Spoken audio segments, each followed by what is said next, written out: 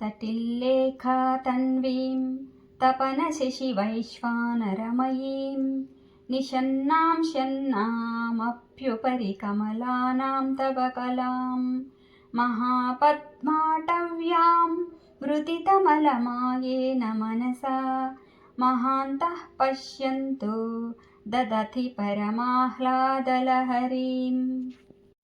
भवानि त्वं दासे मयि वितरदृष्टिं सकरुणाम् इति स्तोतुं वाञ्छन् कथयति भवानी त्वमिति यः तदैव त्वं तस्मै दिशति निजसायुज्यपदवीं मुकुन्द ब्रह्मेन्द्र स्फुटमकुटनीराजितपदाम्। त्वया हृत्वा वामं वपुरपरितृप्तेन मनसा शरीरार्धं शम्भोरपरमपि शङ्खे हृतमभूत् एतेतत्त्वद्रूपं सकलमरुणाभं त्रिनयनं कुचाभ्यामानम्रं कुटिलशशिचूडालमकुटम्।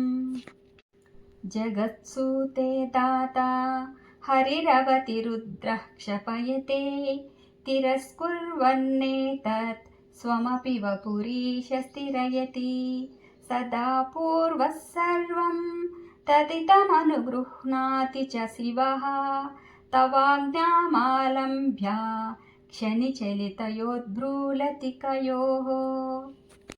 त्रयाणां देवानां त्रिगुणजनितानां तव शिवे भवेत् पूजा पूजा तव चरणयोर्या विरचिता तदा हि त्वत्पादो द्वहनमणिपीठस्य निकटे स्थिता हेते शश्वन्मुकुलितकरोत्तंसमकुटाः।